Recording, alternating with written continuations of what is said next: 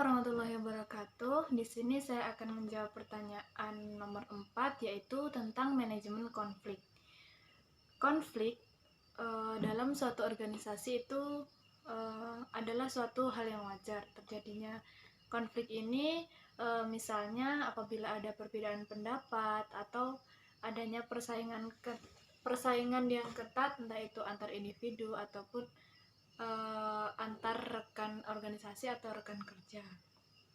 Nah, tetapi agar konflik ini tidak memperburuk suasana atau tidak semakin buruk, maka perlu adanya penerapan manajemen konflik yang baik, sehingga konflik tadi tidak melebar atau memperburuk keadaan. Manajemen konflik adalah suatu pendekatan atau suatu kegiatan untuk berkomunikasi dengan pihak yang berkonflik tersebut. Pelaku konflik itu dapat mempengaruhi kepentingan suatu organisasi.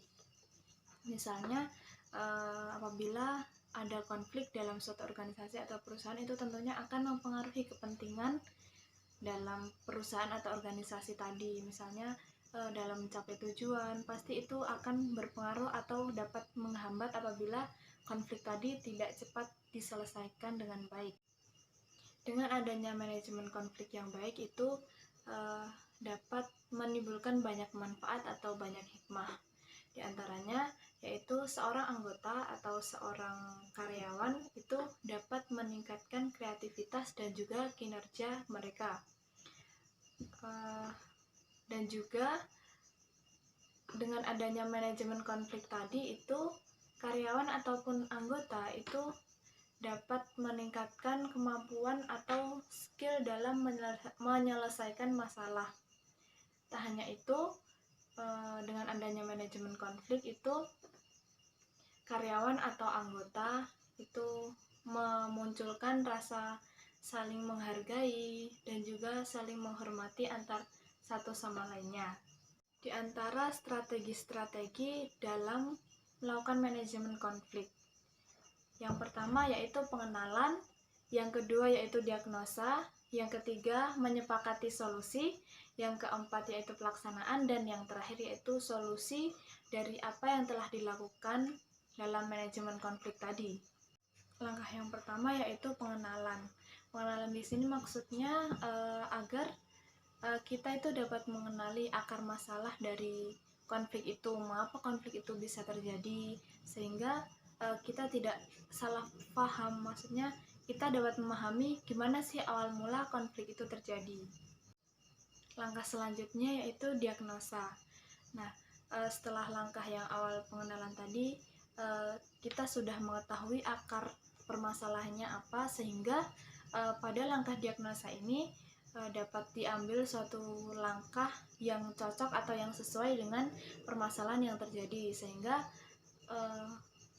langkah yang diambil itu tidak salah sasaran dan sesuai dengan konflik yang terjadi. Langkah selanjutnya yaitu menyepakati solusi. Setelah adanya diagnosa dari suatu permasalahan, maka selanjutnya yaitu mengambil solusi.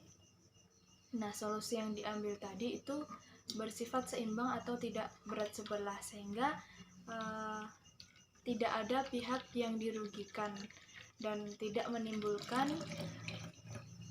kerugian atau konflik yang berkepanjangan. Langkah yang selanjutnya yaitu pelaksanaan.